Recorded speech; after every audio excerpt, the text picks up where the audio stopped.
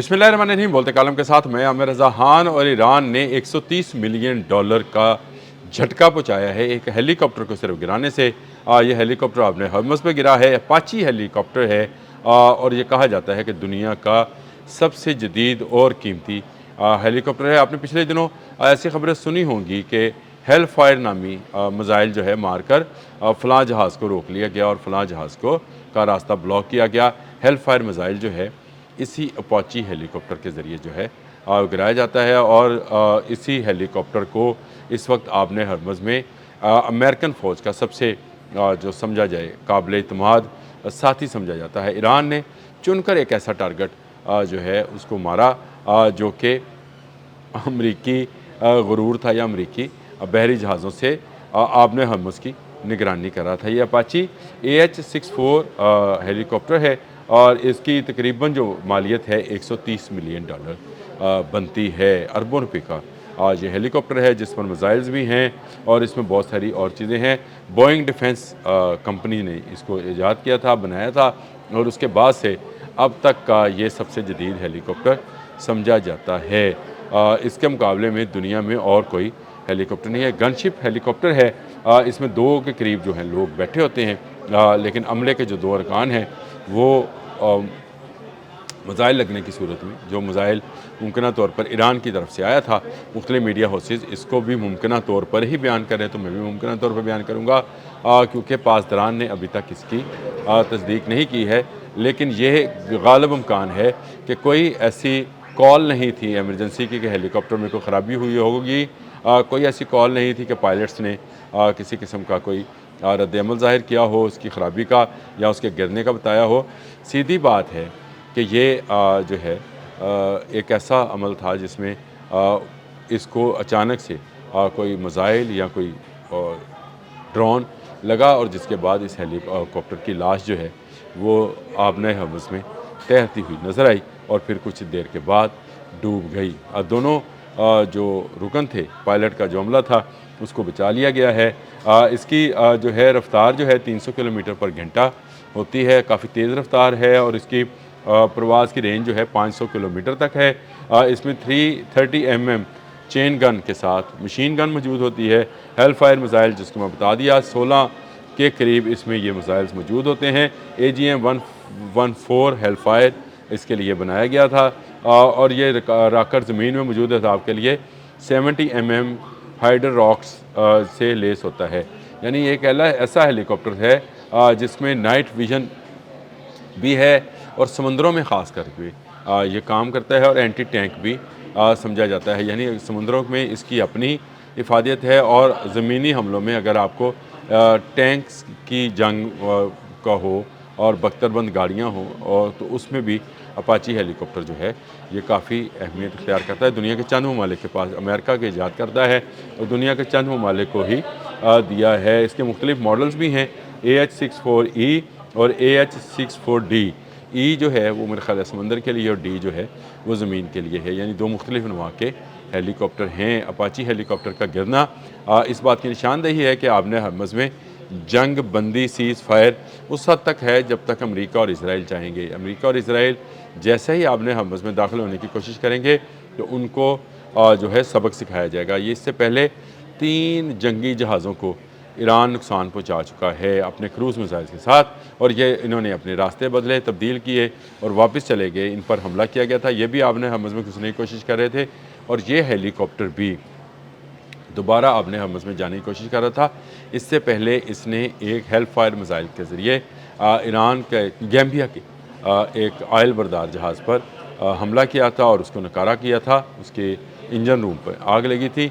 अब ये हेलीकॉप्टर दोबारा इसी कार्रवाई करने के लिए आ रहा था कि खुद निशाना या शिकार बन गया और ये शिकार जो है आपने हरमज़ में इसकी लाश तैर रही है। न्यूयॉर्क टाइम्स में बहुत सारे अदारों ने जैसे जेरूसलम पोस्ट है, रॉयटर्स है, सब ने इसको जो है इसी तरह बयान किया है और कहा गया है कि अभी तहकीकात हो रही हैं कि ईरान का मिसाइल लगा है या नहीं लगा। मैं आपको बता रहा हूँ कि ये ईरान का ही कारनामा है। अपाची हेलीकॉप्टर्स जो हैं वो इस तरह नहीं गिरा करते कि उन पर ख़राबी हो या ख़राबी की सूरत में वापस अपने ठिकाने पर पहुंच जाया करते हैं। हेलीकॉप्टर क्योंकि एक ऐसा ऑब्जेक्ट है जो कि बहुत शदीद मौसमी हालात के باعث تباہ ہو سکتا ہے، کسی پہاڑ کے ساتھ ٹکرانے سے تباہ ہو سکتا ہے، یا اس کو کوئی میزائل لگے تو ٹکرا ہو سکتا ہے۔ ادروائز اس میں اتنی خاصیت ضرور ہوتی ہے کہ یہ خرابی کا پہلے سے بتا دیتا ہے، اور پھر اس پہ جب تک آپ اپنے واپس اپنے ٹھکانے پر یا اپنے ایئر بیس پر پہنچ جاتے ہیں، کوئی ایسا سگنل جو ہے پائلٹس کی طرف سے نہیں آیا۔ اچانک سے حملہ تھا، لیکن ایجیکٹ ہونے میں دونوں پائلٹس جو ہیں کامیاب ہو گئے، جن کو بچا لیا گیا ہے۔ آبن حمص میں یہ واقعہ پیش آیا، اور میں نے شروع میں یہ لفظ استعمال کیا تھا کہ اس کی لاش کچھ دیر آبن حمص پر تیرتی رہی اور اس کے بعد ڈوب گئی، اور اس طرح سے امریکہ کا اپاچی ہیلی کاپٹر بھی جو اس کام کے لیے رکھا ہوا تھا کہ یہاں سے گزرنے والے تجارتی بحری جہازوں کو جو ہے ان کی نگرانی بھی کرے اور ان پر حملہ بھی کرے اور ان پر فوجی بھی اتارے جائیں۔ ایران نے ایک مرتبہ پھر بتا دیا کہ جو آبن حمص کی طرف اٹھے گا ہاتھ کاٹ دیا جائے گا، جو آنکھ دیکھنے کے لیے آئے گی اس کو بھی جو ہے اندھا کر دیا جائے گا، اور جو سننے کی کوشش کرے گا اس کو بہرا کر دیا جائے گا۔ پاسداران انقلاب نے صرف اس لیے اس کی تصدیق شاید نہیں کی کہ مذاکرات کی ایک دفعہ سے پھر دور شروع ہے، اور اس میں اسرائیل اور امریکہ جو ہیں وہ خود آمنے سامنے ہیں۔ ایران نے لیبنان وار کا یا جنگ کا جو ہے کہہ کر کہ اگر وہاں پر حملہ ہوا تو دوبارہ اسرائیل پر حملہ ہوگا، جنگ کو روک دیا ہے۔ ڈونلڈ ٹرمپ بھی کہہ رہے ہیں کہ ایک ہفتے کے لیے دونوں نے جنگ سے منہ موڑ لیا ہے، یعنی جنگ نہیں ہوگی۔ جنگ ابھی بھی ہونا ہے، اور اس جنگ میں ابھی بہت سارے نقصانات آپ کو نظر آئیں گے۔ اسرائیل نے اپنی جو گریٹر اسرائیل والی رٹ ہے وہ چھوڑنی نہیں ہے۔ امریکہ اس وقت صرف فٹ بال ورلڈ کپ کی وجہ سے جنگ بندی کی طرف جا رہا ہے، لیکن اس کے ساتھ ساتھ دھمکی بھی لگا رہا ہے۔ ڈونلڈ ٹرمپ نے کہا ہے کہ 2 ہفتے میں وہ ایران کی مکمل فتح کا اعلان کریں گے۔ اللہ جانے کیا ہونے والا ہے۔ محرم آنے والا ہے، اور محرم میں جو ایران ہے وہ سارے کا سارا شہادت کے رنگ میں رنگا جاتا ہے۔ ان میں وہ جو جذبہ شہادت ہے امام حسین علیہ السلام والا، وہ زیادہ رہتا تو وہ بیدار ہی ہے، لیکن زیادہ بیدار ہو جاتا ہے، زیادہ کھل کر سامنے آتا ہے۔ تو ایسے موقع پر امریکہ جو ہے وہ حملہ شاید نہ کرے، لیکن محرم کے بعد شاید ان کا پلان ہے، اس لیے 2 ہفتوں کا ٹائم دے رہا ہے ڈونلڈ ٹرمپ۔ اس میں مذاکرات بھی ہو رہے ہیں، ایران کی جانب سے بھی مذاکرات کی بات کی جا رہی ہے۔ یہ وہ صورتحال ہے جس میں آبن حمص کے اندر آپ کو گاہے بگاہے ایسی خبریں ملتی رہیں گی۔